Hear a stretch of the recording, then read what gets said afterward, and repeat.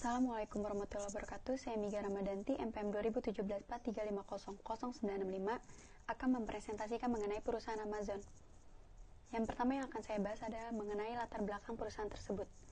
Perusahaan tersebut didirikan pada tahun 1994 oleh Jeff Bezos yang dipublikasikan untuk khalayak umum 1 tahun kemudian, yaitu tahun 1995. Bos pada mulanya bekerja di DA Show NCO memutuskan untuk membuat perusahaannya sendiri. Pada mulanya perusahaan toko online ini adalah Cadabra dan pertama rilis pada tanggal 5 Juli dan tahun 1994.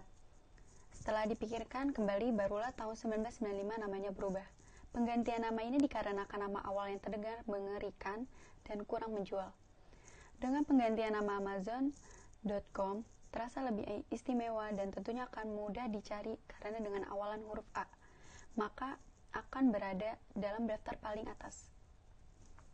Selain itu, dia juga ingin perusahaannya dibangun menjadi besar seperti sungai yang terpanjang dan eksotis yang ada di Amerika. Perusahaan online ini yang berkantor di Seattle, Washington, Amerika Serikat dibangun berdasarkan analisis yang sangat mendalam. Bos melihat peluang yang sangat besar sekali dengan perkembangan dunia internet yang akan terjadi di masa mendatang. Pada awalnya Bos merinci ada 20 daftar nama barang yang akan dipasarkan, tapi kemudian dipersempit menjadi 5 saja yang akan dipasarkan dan dianggap sangat menguntungkan.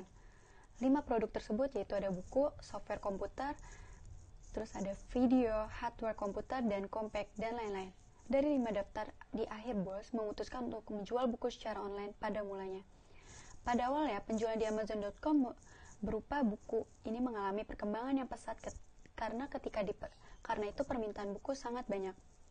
Namun seiring berjalannya waktu, Amazon mulai menjual produk lain seperti DVD, CD, MP3, perangkat lunak, permainan video, barang elektronik, perlengkapan, furniture, makanan, mainan, dan perhiasan. Amazon memiliki beberapa situs web retail yaitu ada Amerika Serikat, Kanada, Britania Raya, Prancis, Jerman, Italia, Spanyol, Jepang, dan Cina. Dengan pengiriman internasional sebagian produk ke negara-negara lain. Amazon juga akan meluncurkan situs web terpisah di Polandia, Brasil, Belanda, dan Swedia. Model bisnis yang digunakan pada perusahaan Amazon.com itu ada 2, yaitu ada B2C atau Business to Customer dan B2B atau Business to Business. Dan berikut saya akan menjelaskan mengenai B2C. B2C yaitu transaksi retail dengan pembeli individual. Amazon.com adalah contoh yang sangat baik untuk B2C di mana Amazon.com adalah retail site dan menggunakan sales revenue model, yaitu bagaimana Amazon.com juga mengizinkan perusahaan mengiklankan produk mereka dengan membayar produk-produk yang mereka mau iklankan. Produk ini menjadi pendapatan iklan untuk Amazon.com. Membuat Amazon.com sebagai bagian dari sales revenue model dan juga sebagian dari advertising revenue model. Dengan menggunakan subscription revenue model, perusahaan menyediakan servis kepada konsumennya untuk mendapatkan informasi seperti laporan konsumen atau customer report, terus ada surat online atau online newspaper dan majalah online atau online magazine. Yang kedua ada B2B atau business to business, meliputi transaksi IOS atau interorganizational system dan transaksi pasar elektronik atau electronic market transaction antar organisasi. Tipe-tipe IOS antara lain ada berupa EDI, External, Electronic, Fast Transfer, Electronic Form, Integrated Messaging, Search Database, and Supply Chain Management. Hingga saat ini, tipe B2B adalah yang paling dominan dalam praktek e-business. Pertengahan 90-an, teknologi website berkembang menjadi B2B commerce, di mana banyak perusahaan membuat B2B website commerce mereka. B2B website tidak untuk publik, tidak seperti B2C website. Tetapi B2B adalah website yang tersedia untuk partner bisnis, supplier, juga perusahaan. Karena website ini membantu industri-industri dalam menekan biaya atau reduce cost, dalam mengatur pesanan mereka dan juga menggunakan lebih sedikit karyawan dan menangani konsumen mereka. Assalamualaikum warahmatullahi wabarakatuh. Di sini saya Hari Prasetyo dengan NPM 2017-43500976 ingin mempresentasikan dari mata kuliah e-commerce, di mana saya akan membahas tentang website Amazon dengan di mana membahas lebih detail tentang pembayaran, e-commerce, tentang electronic data interchange (ED) atau pertukaran data elektronis yang memberikan koneksi B2B secara aman ke Value Added Network (VAN). Hewlett Packard HP merupakan raksasa komputer setiap bulan melakukan transaksi secara elektronik di atas 1 juta transaksi dengan menggunakan EDI. Sekarang kebanyakan berbasis internet HP menggunakan EDI berbasis jaringan mengerjakan bisnis dengan perusahaan kecil yang selain itu tidak pernah dapat menghasilkan biaya dan kompleksitas dari EDI transaksional. Tetapi EDI berbasis jaringan menyediakan fasilitas bila mana EDI transaksional dengan sebelumnya alat khusus diletakkan pada sistem untuk membuat basis formulir masuk seperti EDI.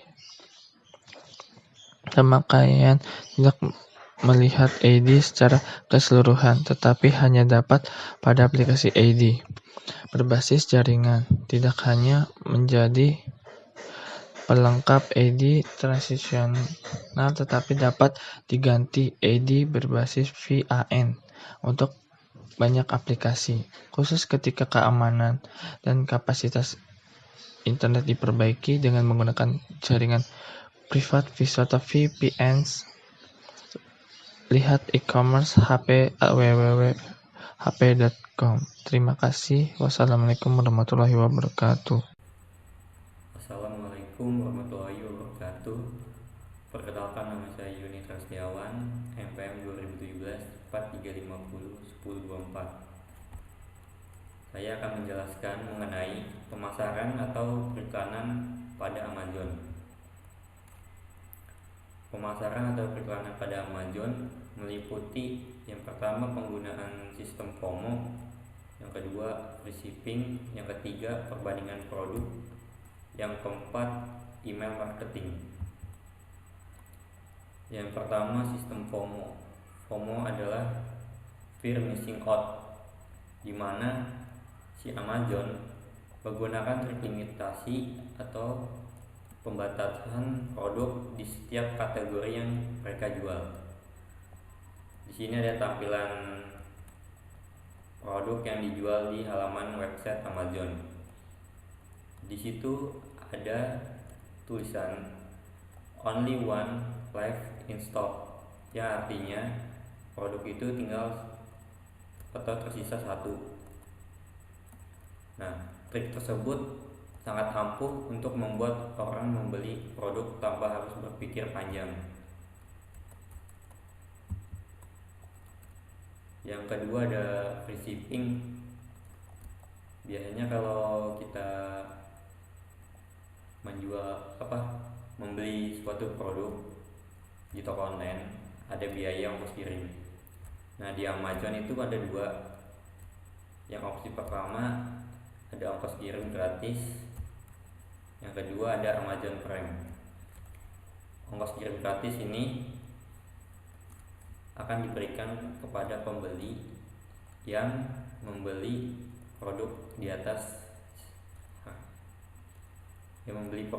dengan harga di atas $25. Tidak ada jangkauan wilayah atau jarak. Sedangkan Amazon Prime sini merupakan suatu langganan yang bisa kita beli seharga $99. Nah, apa saja sih yang didapat dari langganan Amazon Prime? Kita akan mendapatkan gratis ongkir selama setahun penuh dan pengiriman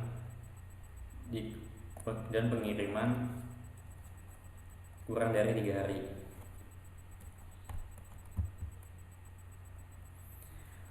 Yang ketiga ada perbandingan produk. Biasanya pembeli yang ingin membeli produk seperti handphone, hal yang pertama dilakukan oleh pembeli adalah membandingkan produk satu dengan produk yang lainnya. Nah, di Amazon ini dia membuat sebuah fitur yang bisa membandingkan beberapa produk sekaligus. Yang keempat ada email marketing. Biasanya banyak pembeli yang tidak jadi membeli padahal mereka sudah sampai ke tahap transaksi. Nah, apabila pengguna telah mendaftarkan diri sebagai salah satu pelanggan di Amazon, mereka akan mendapatkan email marketing yang berisi tentang produk tertentu. Produk yang dikirimkan berdasarkan minat mereka atau produk yang hampir dibeli sebelumnya. Dengan trik marketing ini, Amazon menginginkan jika pelanggan mereka kemudian membeli suatu produk tersebut dan menutupnya sebagai penjualan. Cukup sekian materi yang bisa saya sampaikan. Wassalamualaikum warahmatullahi wabarakatuh. Assalamualaikum warahmatullahi wabarakatuh. Saya Muhammad Elang Dwi Sakti Supriyantono, NPM 2017-4350-1040 dari kelas R7P. Saya akan membahas tentang pendapatan dari perusahaan e-commerce Amazon.com.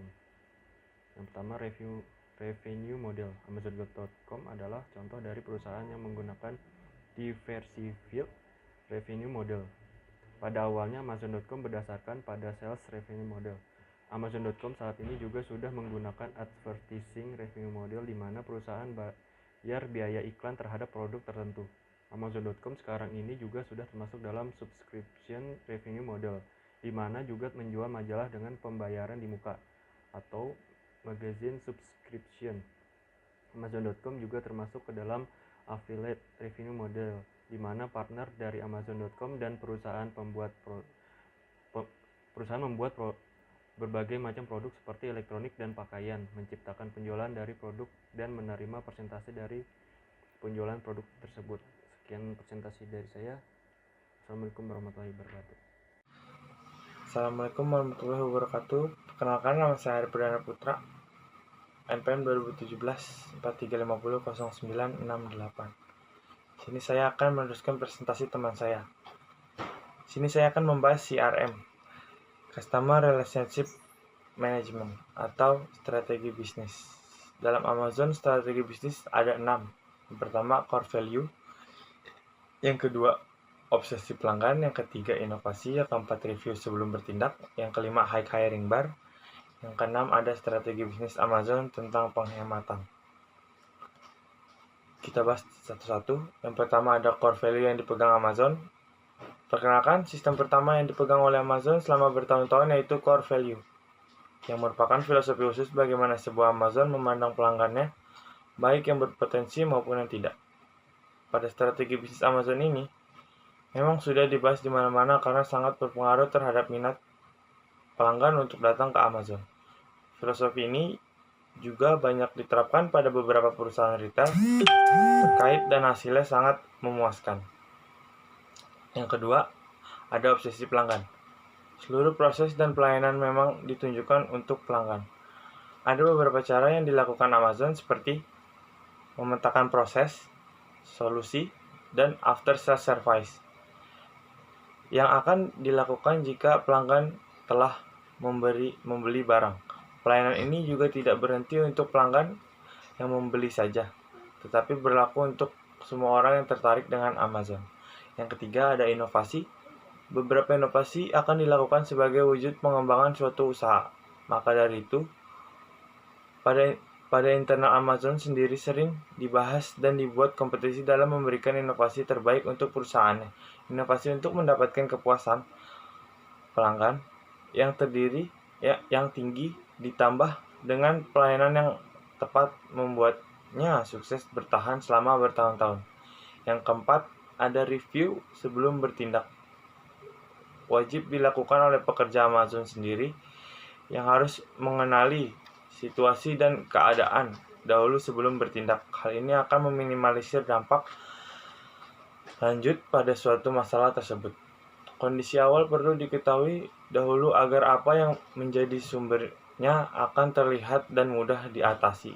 Cara ini memang strategi bisnis Amazon yang ditiru oleh banyak perusahaan lain juga. Yang kelima, ada high hiring bar.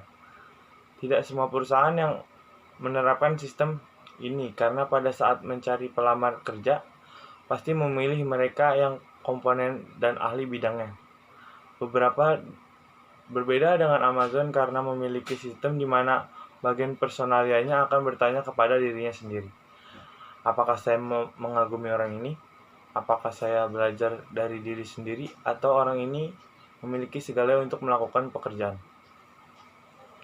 Dengan begitu, akan menimbulkan minat pada diri personalnya untuk lebih mengenali sosok pelamar yang ingin bergabung di tempatnya tersebut.